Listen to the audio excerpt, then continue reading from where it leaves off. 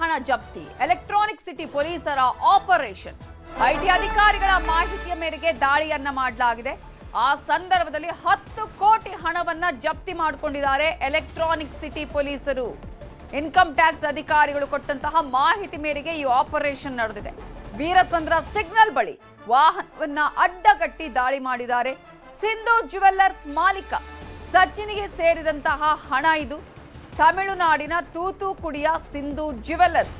ಈ ಸಿಂಧು ಜ್ಯುವೆಲ್ಲರ್ಸ್ ಮಾಲೀಕ ಸಚಿನ್ಗೆ ಸೇರಿದಂತಹ ಹಣ ಇದು. ವೀರಸಂದ್ರ ಸಿಗ್ನಲ್ ಬಳಿ ವಾಹನವನ್ನ ಅಡ್ಡಗಟ್ಟಿ ದಾಳಿ ಮಾಡಿದ ಸಂದರ್ಭದಲ್ಲಿ 10 ಕೋಟಿ ಹಣವನ್ನ ಜಪ್ತಿ ಮಾಡಲಾಗಿದೆ.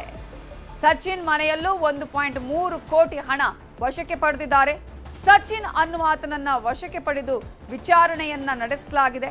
10 ಕೋಟಿ ಹಣದ ಬಗ್ಗೆ ದಾಖಲೆಗಳ ಪರಿಶೀಲನೆಯನ್ನ ಕೂಡ ಈಗ ಅಧಿಕಾರಿಗಳು ನಡೆಸ್ತಾ ಇದ್ದಾರೆ.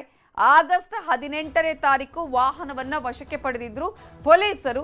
ಐಟಿ ಅಧಿಕಾರಿಗಳ ಮಾಹಿತಿಯ ಮೇರೆಗೆ ದಾಳಿಯನ್ನ ಮಾಡಿದ್ದಾರೆ. ಇದು ಸಿಂಧು ಜ್ಯುವೆಲ್ಲರ್ಸ್ ಮಾಲೀಕನಿಗೆ ಸೇರಿದ ಹಣ ಅನ್ನೋದು ಗೊತ್ತಾಗಿದೆ. ಕೇವಲ 10 ಕೋಟಿ ಮಾತ್ರ ಅಲ್ಲ, ಮನೆಯಲ್ಲಿ 1.3 ಕೋಟಿ ಹಣವನ್ನ ಕೂಡ ಈಗಾಗಲೇ ಪೊಲೀಸರು ಸೀಸ್ ಮಾಡಿಕೊಂಡಿದ್ದಾರೆ.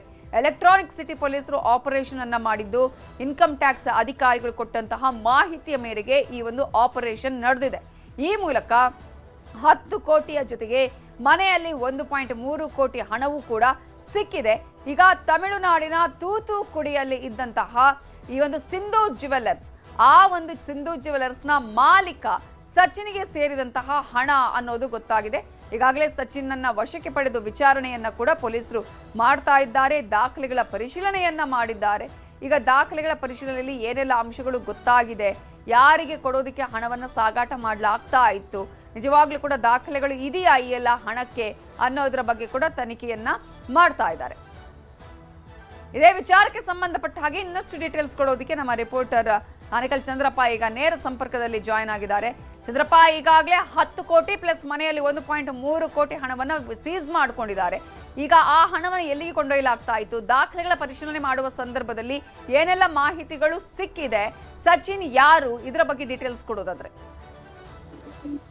ಲಲಿತಾ, 18ನೇ ತಾರೀಕು ಅಂದ್ರೆ ಕಳೆದ 18ನೇ ತಾರೀಕು ಎಲೆಕ್ಟ್ರಾನಿಕ್ ಸಿಟಿ ಪೊಲೀಸರಿಗೆ ಒಂದು ಮಾಹಿತಿ ಬರ್ತದೆ. ಅವರು ಅಲ್ಲಿ ಇರ್ತಕ್ಕಂಥಂದ್ರೆ ಹೊಸೂರು ಮುಖ್ಯ ರಸ್ತೆ ವೀರಸಂದ್ರ ಸಿಗ್ನಲ್ ಬಳಿ ಕ್ರೆಟಾ ಕಾರ್ ಬರ್ತಾ ಇದೆ ಅಂತ ಹೇಳಿ ಇನ್ಕಮ್ ಟ್ಯಾಕ್ಸ್ ಅಧಿಕಾರಿಯಾದಂತಹ ಜಗದೀಶ್ ಅಂತವರು ಡೆಪ್ಟಿ ಡೈರೆಕ್ಟರ್ ಅವರು ಎಲೆಕ್ಟ್ರಾನಿಕ್ ಸಿಟಿ ಪೊಲೀಸರಿಗೆ ರಾತ್ರಿ 10:30 ಸುಮಾರಿಗೆ ಮಾಹಿತಿಯನ್ನ ಕೊಡ್ತಾರೆ.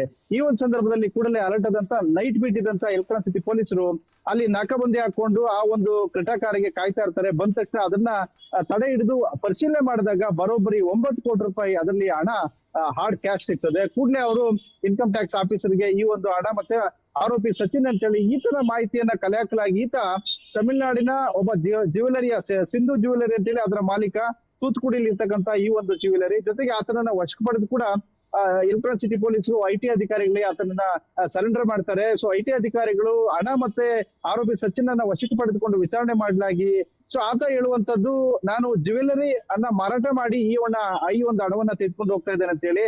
ಸೊ ಆತನನ್ನ ವಶಕ್ಕೆ ಪಡೆದ ಜೊತೆಗೆ ಆತ ತೂತುಕುಡಿಯಲ್ಲಿ ಇರ್ತಕ್ಕಂಥ ಆತನ ಮನೆಯನ್ನು ಕೂಡ ಸರ್ಚ್ ಮಾಡ್ಲಾಗ್ತದೆ. ಅಲ್ಲಿ ಕೂಡ 1.3 ಕೋಟಿ ಹಣ ಸಿಗಿದೆ. ಒಟ್ಟಾರೆಯಾಗಿ 10 ಕೋಟಿ 30 ಲಕ್ಷ ಹಣ ಆತನ ಒಂದು ಮನೆ ಮತ್ತು ಕಾರ್ನಲ್ಲಿ ಲಭ್ಯ ಆಗಿರುವಂತದ್ದು. ಇದೆಲ್ಲವನ್ನು ಕೂಡ ವಶಕ್ಕೆ ಪಡೆದುಕೊಂಡಿರ್ತಕ್ಕಂಥ ಬೆಂಗಳೂರಿನ ಐಟಿ ಅಧಿಕಾರಿಗಳು ಅಂದ್ರೆ ಜಗದೀಶ್ ಅಂತಕ್ಕಂಥ ಡೆಪ್ಟಿ ಡೈರೆಕ್ಟರ್ ಅವರ ನೇತೃತ್ವದಲ್ಲಿ ಸದ್ಯ ತನಿಖೆ ನಡೀತಾ ಇದೆ. ಆರೋಪಿ ಸಚಿನ್ ಕೂಡ ವಶಕ್ಕೆ ಪಡೆದು ವಿಚಾರಣೆ ಮಾಡ್ಲಾಗ್ತಾ ಇದೆ.